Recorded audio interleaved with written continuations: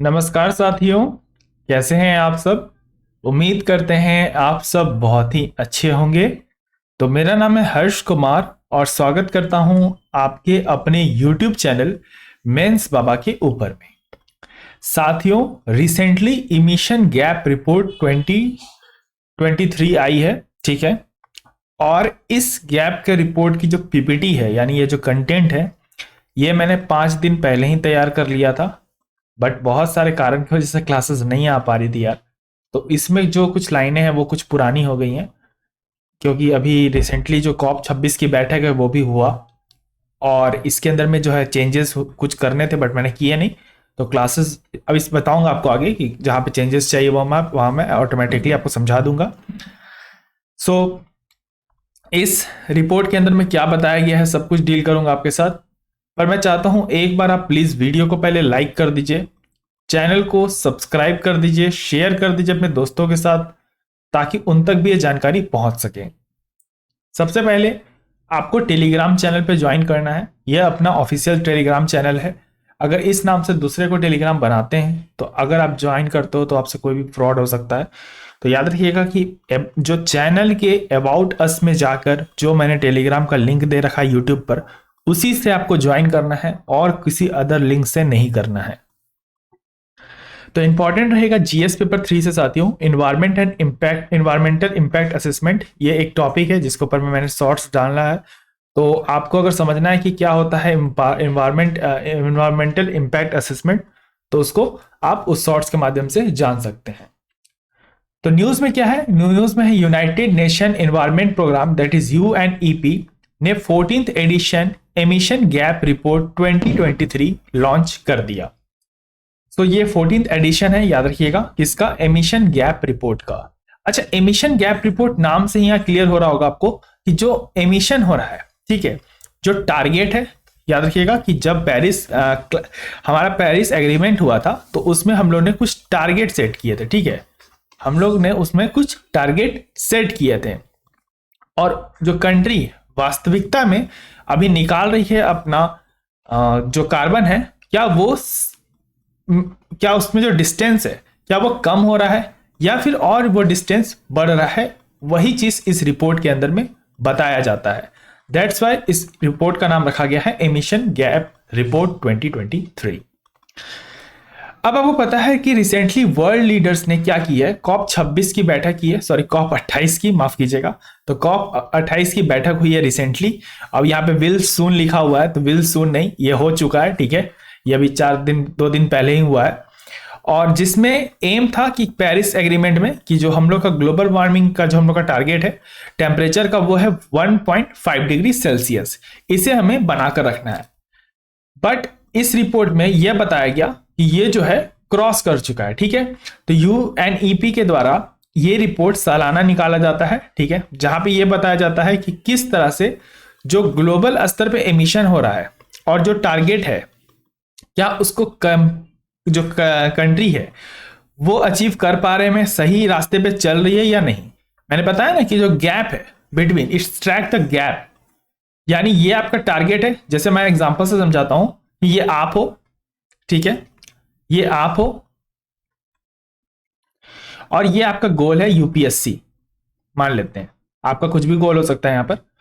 तो आप ट्रैक करते हो ना कि हाँ मुझे इतने टाइम्स बची है, मैं 4 मंथ बचे हैं एग्जाम में, 3 मंथ बचा है एग्जाम में, तो मेरी प्रिपरेशन कहाँ तक पहुंची, क्या बच रहा है, क्या छूट रहा है, क्या मैंने कवर अप कर लिया।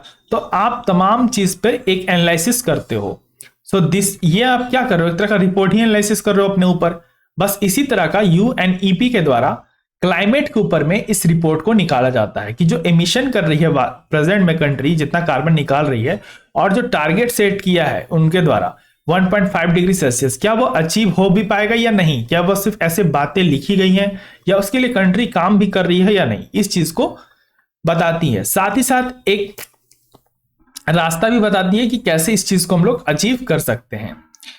नेशनली डिटरमाइंड कंट्रीब्यूशन, ठीक है, सालाना जो कंट्रीब्यूशन है हर एक कंट्री का, उसको अपडेट करना पड़ता है हर 5 साल में कि हाँ भैया हर 5 साल में एक कंट्री ने कितना कार्बन निकाला, उस चीज के बारे में इस रिपोर्ट के अंदर में बताया जाता है। इस रिपोर्ट के कुछ हाईलाइट है कि इंक्रीज हो चुका है एमिशन में, यानी ग्रीन हाउस गैस है जो उसमें इमिशन हो चुका है 1.2% का, ठीक है, 2021 से लेकर 22 तक में। और जो हम लोग ने टारगेट रखा है 1.5 डिग्री सेल्सियस का, वो भी टूट चुका है या फिर टूट जाएगा 86 डेज के अंदर में। अगर 86 डेज के अंदर में कंट्री कुछ नहीं कर पाती है तो ये जो टारगेट है ये टूट जाएगा। तो अब 86 डे में क्या ही कर लेगी सारी कंट्रियां, तो ये वास्तविकता सब बात है कि ये टूटने ही वाला है। अगर हम ग्लोबल एमिशन ट्रेजेक्टरी निकालें तो इससे हमें यह पता चलता है कि जो कंट्री है प्रति, हम यहाँ 1.5 का बात कर रहे हैं रोकने का, यहाँ 3 डिग्री सेल्सियस तक जाने वाली है। इस तरह से काम कर रही है कंट्रियां। तो ये बताया गया कि आने वाले वक्त में 2100 में, अब तब तक तो मैं भी ना रहूं और आप भी ना रहा, कुछ भरोसा नहीं है, बट वहां तक ये बताया गया है कि जो टेम्परेचर हो जाएगा वो 2.4 डिग्री सेल्सियस से लेकर 2.6 डिग्री सेल्सियस तक राइज कर जाएगा। सो ये कंप्लीटली इसमें डेटा बताया गया है। मेजर हाईलाइट में मैंने बता दिया, ठीक है, कि जो टारगेट है वो तो अचीव होने से रहा। पॉलिसी कुछ रिकमेंडेशन दी गई है कि कुछ पॉलिसी आप अपनाइए भैया, चेंजेस कीजिए अपने अंदर में लॉ का, ताकि आप जो कंट्रीब्यूशन दे रहे हैं एमिशन के अंदर में वो कहीं ना कहीं कम हो सके। अब ये रिपोर्ट है, ठीक है, ये डेटा है कि कौन कंट्री कितना निकाल रही है। तो चाइना है, ठीक है, चाइना सबसे ज्यादा अभी एमिशन कर रहा है, आप देख रहे हो, ठीक है। और ये चीजें आप देखोगे ध्यान से तो आपको काफी बायस्ड नजर आएंगी। कैसे? क्योंकि आप देखिए अमेरिका का कितना कम परसेंटेज है, ठीक है, लेकिन अमेरिका अपना परसेंटेज अभी कम बता रहा है, लेकिन जब स्टार्टिंग में जब ग्रोथ में था, इसका वर्चस्व था, तब इसके पास भी यही प्रॉब्लम था। तो बाकी कंट्री भी ग्रोथ करेगी तो हम क्या करेंगे, डेवलपमेंट करेंगे, तो उससे आपका कार्बन निकलेगा ही निकलेगा। क्योंकि वास्तविक सब बात है कि डेवलपमेंट होगा, प्रोडक्शन होगा, लार्ज अमाउंट ऑफ इंफ्रास्ट्रक्चर बनेंगे तो कार्बन का इमिशन तो होना ही होना है।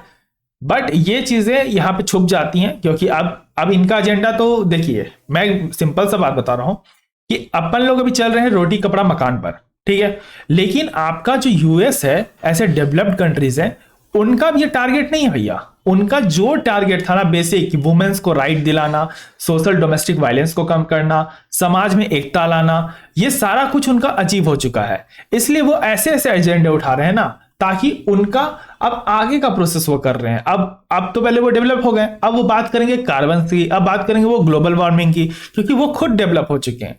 बट खैर नहीं, इंडिया का डेवलपमेंट बहुत अच्छा है और भारत जिस तरह से डेवलप कर रहा है, ये आने वाले समय में किसी को इससे दिक्कत नहीं होगा और बहुत ही अच्छे से हम लोग हर चीज पे काम कर रहे हैं।